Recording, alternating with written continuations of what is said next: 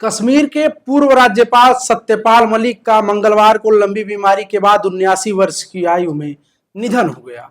उन्होंने मंगलवार दोपहर करीब 1 बजे नई दिल्ली के राम मनोहर लोहिया अस्पताल में अंतिम सांस ली, जहां उनका इलाज चल रहा था। वह लंबे समय से किडनी की बीमारी से जूझ रहे थे।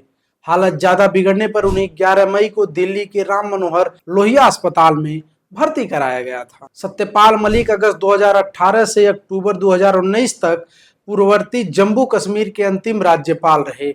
उनके कार्यकाल के दौरान ही 5 अगस्त 2019 को अनुच्छेद 370 को निरस्त कर दिया गया था और जम्मू कश्मीर का विशेष दर्जा खत्म करके उसे 2 केंद्र शासित प्रदेशों जम्मू कश्मीर और लद्दाख में विभाजित किया गया था।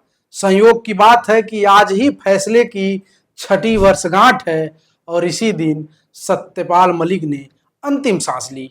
वो अक्टूबर 2017 से 2018 तक बिहार के राज्यपाल रहे।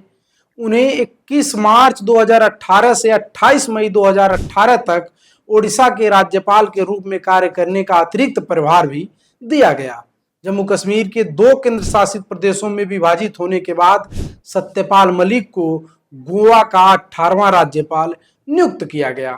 उन्होंने अक्टूबर 2022 में मेघालय के 21वें राज्यपाल के रूप में भी कार्य किया। सत्यपाल मलिक का जन्म उत्तर प्रदेश के बागपत जिले के हिसावादा गांव में 24 जुलाई 1946 को एक जाट परिवार में हुआ था। उन्होंने मेरठ विश्वविद्यालय से विज्ञान में स्नातक और एलएलबी की डिग्री हासिल की। वर्ष 1968 से 69 में मेरठ विश्वविद्यालय के छात्र संघ अध्यक्ष चुने गए, जिसमें उनके राजनीतिक जीवन की शुरुआत हुई। राजनेता के रूप में उनका पहला प्रमुख कार्यकाल 1974-77 के दौरान उत्तर प्रदेश विधानसभा के सदस्य के रूप में रहा था।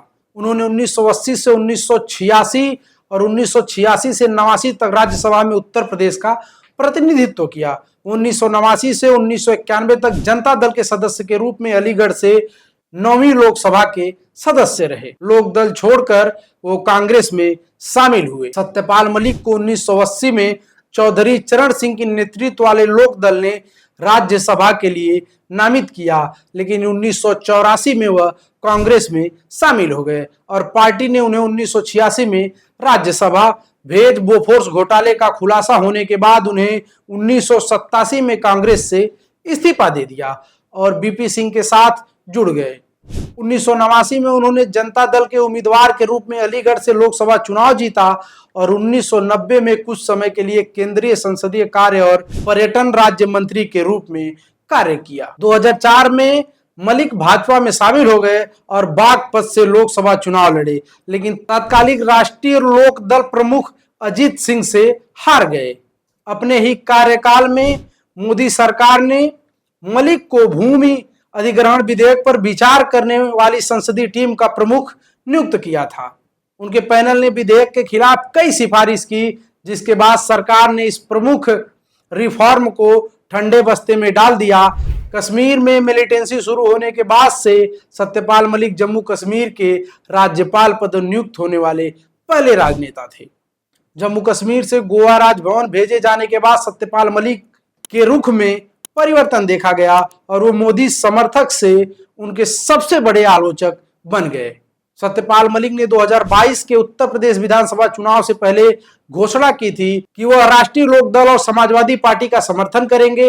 बागपत स्थित अपने ही गांव हिसावदा में पत्रकारों से बात करते हुए उन्होंने कहा था, मेरा सक्रिय राजनीति में आने का कोई इरादा नहीं है, बल्कि मैं राष्ट्रीय लोक दल और सपा के मार्गदर्शक के रूप में काम करना चाहता हूं और उनका किसानों के कल्याण और अधिकारियों के लिए लड़ना चाहता हूं, जो मोदी सरकार की किसान विरोधी नीतियों के शिकार हुए हैं। सत्यपाल मलिक ने यह भी आशंका जताई कि चूंकि राज्यपाल पद से हटने के बाद उनकी संवैधानिक सुरक्षा नहीं रही, इसलिए उन्हें केंद्रीय एजेंसियों की जांच का सामना करना पड़ सकता है। बाद में सीबीआई ने कीरू जल विद्युत परियोजना के लिए 2200 करोड़ रुपए की सिविल वर्क में ठेके में कथित अनियमितताओं के संबंध में सत्यपाल मलिक और 7 अन्य लोगों के खिलाफ आरोप पत्र दायर किया।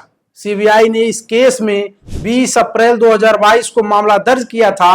आरोप है कि Chenab valley power project private limited की 47वीं बोर्ड बैठक में शुरू में चल रहे जांच टेंडरिंग प्रोसेस को रद्द करने और रिवर्स ऑक्शन के साथ हुई टेंडरिंग के माध्यम से पुनः टेंडरिंग प्रोसेस का विकल्प चुनने का निर्णय लिया गया था। हालांकि 48वीं बैठक के कथित तौर पर इस निर्णय को पलट दिया और 2019 के बैक डेट में पटेल इंजीनियरिंग को ठेका दिया गया। सीबीआई ने इस मामले में फरवरी 2024 में 8 राज्यों और केंद्र शासित प्रदेशों में 30 से ज्यादा जगहों पर छापेमारी की और तलाशी ली, जिनमें सत्यपाल मलिक के परिसर भी शामिल थे। ये तलाशी जम्मू कश्मीर, श्रीनगर, दिल्ली, गुरुग्राम, मुंबई, बागपत, नोएडा, पटना, जयपुर, जोधपुर, बाड़मेर, नागौर और चंडीगढ़ में ली गई। कई चार्टर्ड अकाउंटेंट के परिसरों की भी तलाशी ली गई थी। उनके खिलाफ इस मामले में सीबीआई की जांच चल रही थी। सत्यपाल मलिक ने पहले ही दावा किया था कि उन्हें 2 फाइलों को मंजूरी देने के लिए 300 करोड़ रुपए की रिश्वत की पेशकश की गई थी, जिनमें से एक परियोजना से संबंधित थी।